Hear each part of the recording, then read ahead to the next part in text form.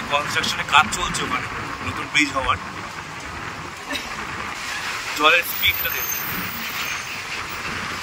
জল ছাড়া কিছু কিছু গেট যেমন খোলা আছে এই কারণেই জলের স্পিডটা এত হচ্ছে, আর কিছু কিছু জায়গায় চর পড়েছে কারণ সেখানে এই গেটগুলো খোলা নেই তার জন্য।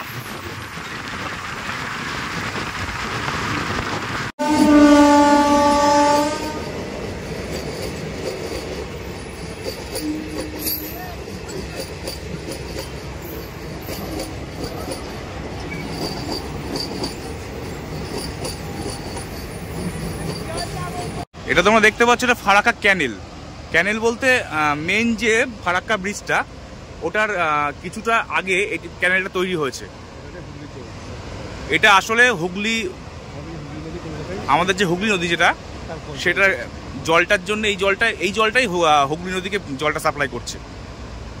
আর সেটা মানে পুরোপুরি বলতে গেলে ওই যেমন হচ্ছে ফারাক্কা গঙ্গা নদীটা ওপাশ থেকে যখন আসছে ফারাক্কা ব্যারেজে বাড়ি খেয়ে, মানে যেটা মেন ব্যারেজে বাড়ি যখন খাচ্ছে, বাড়ি খেয়ে এই পাশে একটা টানেল করা, মানে ক্যানেল করা আছে। ক্যানেলটা হচ্ছে এই পাশ থেকে ক্যানেলের জলটা বেরোচ্ছে এটা, আর ওদিক থেকে যেটা মেন ফারাক্কা ব্রিজ সেটা হচ্ছে ওদিকে চলে যাচ্ছে পুরোপুরি বাংলাদেশে, যেটা পদ্মা নামে পরিচিত। আর এটা আমাদের হুগলি নদী নামে পরিচিত হচ্ছে কলকাতায় গিয়ে। এতবার এসছি ফারাক্কাতে, এতবার এসছি, কিন্তু আজকে প্রথম দেখলাম এটা।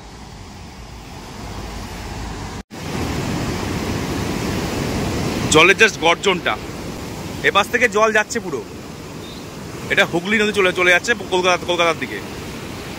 এটা মেন গেট, এই জলটা এখান থেকে এই যে সাপ্লাই হচ্ছে যাচ্ছে এই যে। আর ফারাক্কা ব্রিজটা ওটা ফারাক্কা মেন ব্রিজ, ওখান থেকে চলে যাচ্ছে বাংলাদেশের জল, আর এটা হচ্ছে চলে যাচ্ছে কলকাতার দিকে জল। এটা ক্যানেল। তোমাদের একটু ভালো করে বোঝাই, এটা হচ্ছে মেন গঙ্গা। প্রথম হচ্ছে এটি হচ্ছে ফারাক্কা ব্রিজ, এটি ফারাক্কা ব্রিজ, আর যেটির উপরে আমি দাঁড়িয়ে আছি এটা হচ্ছে ক্যানেল টাইপের। এটি হচ্ছে ওই ফারাক্কা ব্রিজ থেকে জলটা ওদিকে চলে যাচ্ছে পদ্মা নদী হিসাবে একদম বাংলাদেশে।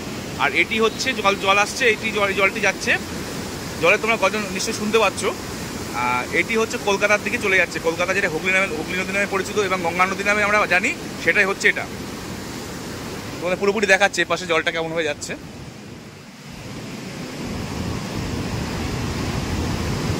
জলটা যাচ্ছে এইভাবে, ঠিক জলের স্রোতটা দেখো জাস্ট।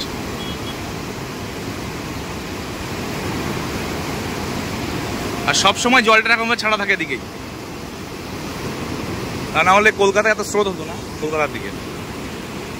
তো বন্ধুরা, আজকের ভিডিওটা এই পর্যন্তই। ভালো লেগে থাকতে একটা লাইক করে দিও, আর চ্যানেলটিকে সাবস্ক্রাইব করে দিও।